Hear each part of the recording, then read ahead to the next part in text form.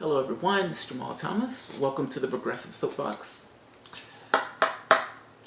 Democrats, come on in. Time to have an intervention. So,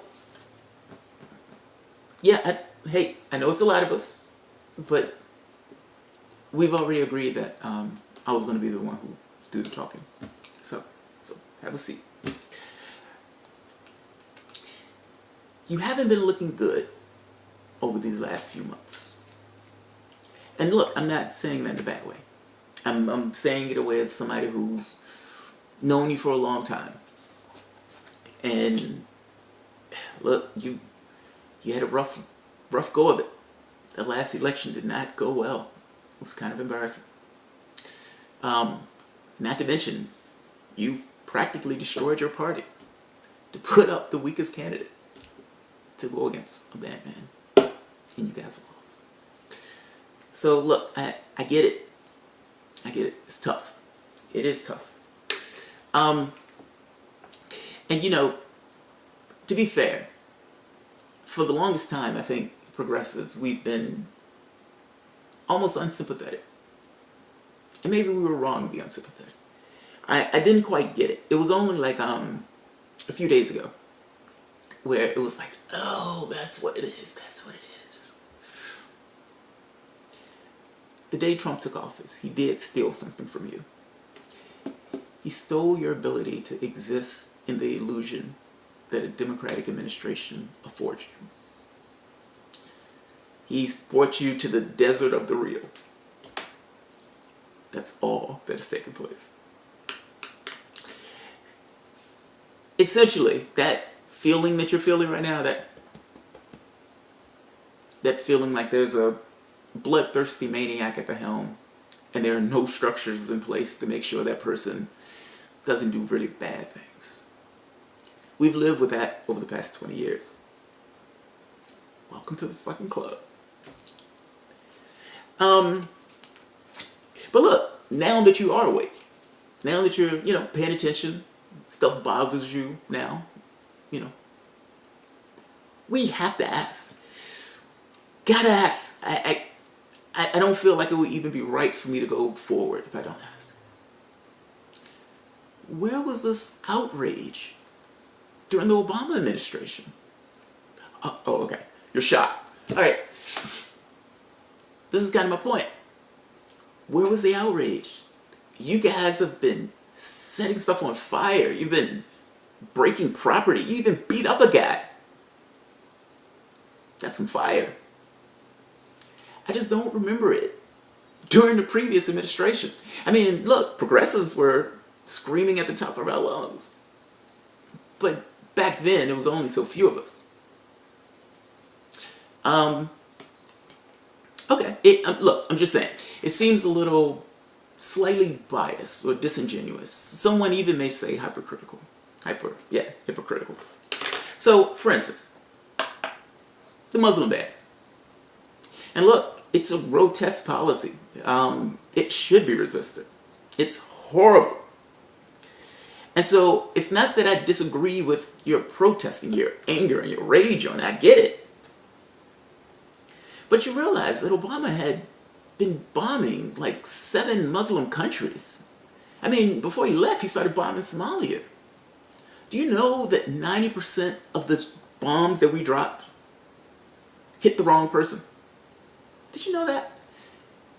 That's in those news magazines that you guys don't typically like to read when it's saying something bad about your candidate. Obama killed thousands of civilians. Now look, it is absolutely grotesque that you would have one administration who comes in and tries to keep people out of the country based on religion. But between the two, right? When you get a little bit angrier at the murdering part, I just don't remember all of these airport, protests when Obama was killing Muslims or killing civilians. But okay, fair enough. What about the ICE raids? Essentially, Trump creating his Gestapo immigration force. Yeah, again, it's pretty ghastly. It's bad. It's horrible. And again, it should be resisted. But do you know how many people Obama deported? They called him the deporter-in-chief. Look, and I get it. You're going to say, well, Trump is going to break records in deportations. But Obama already broke records in deportation.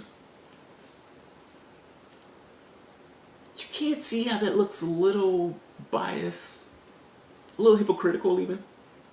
Look, I agree with you. Trump is ghastly. But you're mistaking, that's exterior though. You're essentially believing that just because someone has a mild mannerism, that the things that they're doing aren't necessarily as ghastly. The difference between it is one is more honest. One is a disgusting human being, and he is doing disgusting things. The second one could smile a particular way. He had star power.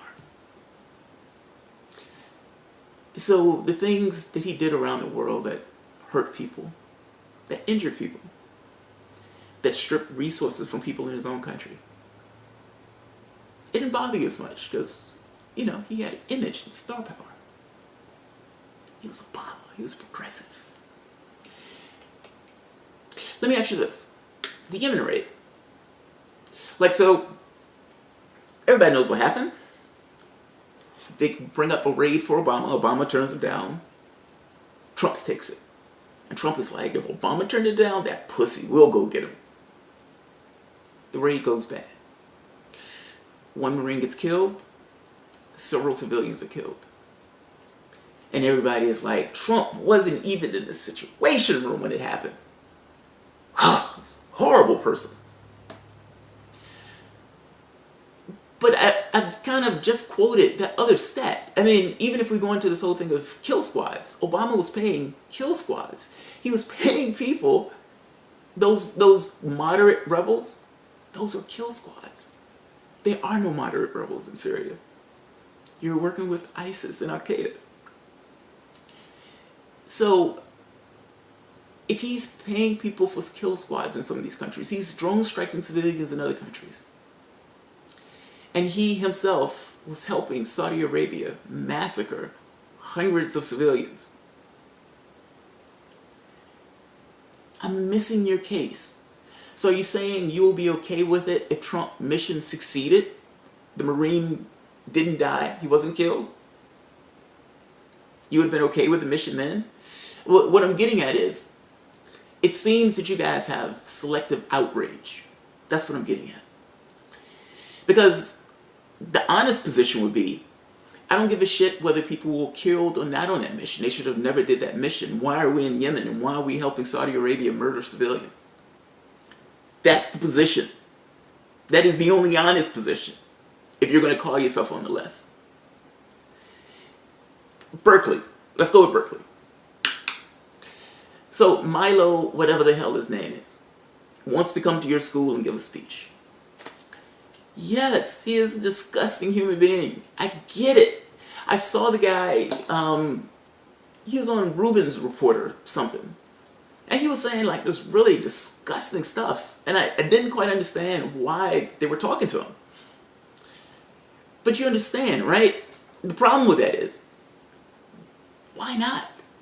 Who gives a shit if he gets to there and talk? He's only talking to other people who think like him. Most people are repulsed by that. It's a college campus, guys. Somebody said something like about safe space. You're trying to have a safe space for yourself in doing that. As you say, you don't want a safe space for conservative talk. My point to you is, your reaction to this, it's so over the top compared to how petty that was. And again, it misses this whole idea of substance over look. It's like image is everything. No, image is not everything. Substance matters. So the same millennials who's out there doing that at Berkeley, if Obama was going out and give a speech, Obama has killed thousands of civilians. Obama has taken away their personal liberties. They could be thrown in prison right now as a terrorist and indefinitely detained. That was under Obama. There wouldn't be any protests. I'm making the point that yes, Milo is saying very disgusting things, but the guy who's actually doing disgusting things in the office, no issue. Your illusions are secure. If the one thing that you guys lost in Trump taking office is that you are aware and awake at the shit that goes on around you all the time, then maybe it's worth it. I'm not saying that I want Trump in office. Nope. But I am saying that there is a level of dishonesty in the way you guys appraise the shit that he's doing in office, as disgusting as it is, but giving the other guy a pass on the same shit that he was doing in office. It's as if you guys have selective moral... You're morally inconsistent. That's the word. Morally inconsistent. Look, your values are not based on the party. At least they shouldn't be. And it's turning you into hypocrites. One outrage after another after another. Everything you do, or everything he's doing, you guys are protesting. Even though some of the stuff your previous president was doing, you guys didn't say shit about it. What are you going to do when he does something massive? Did you think about that?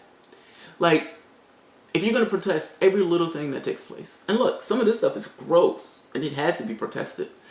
What I'm making the point is, you're going to the same arrow for every particular situation that comes up. Guys, I have been unsympathetic in how I've regarded you over this past few months. But it's time to wake the fuck up. This has nothing to do with party. This has everything to do with what is it to be a human being? And what is it to espouse things and actually believe those things untethered to the party that the person is in. If your candidate is doing something bad, call him on that shit. If the other guy is doing something good, call him on that shit. Why is this tethered to party? I guess I feel like I'm sick of just kind of playing one side off the other. The overwhelming majority of things that people talk about, they agree on. Honestly, you may not believe it, but it's true. Because you're so tethered to the things that, you know, Obama does this, so it's okay. Trump does this, it's horrible. There will be a Democrat in office again. And what I'm hoping is that this illusion is shattered for good.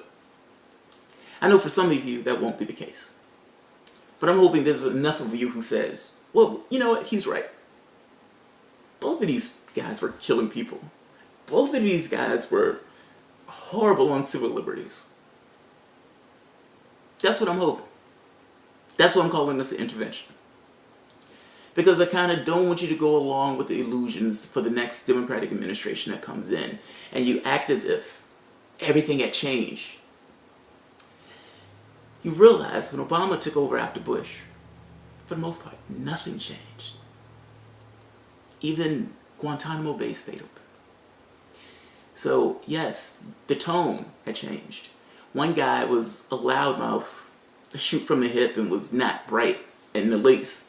The other guy was smooth-talking, smart, and charismatic. They both were killers. Take it how you take it. All I'm saying is, when the next administration comes in office, just remember the shit that goes on now, and remember the shit that goes on then. And at the very least, try not to hold on to those illusions and actually stand for something. Thanks, guys.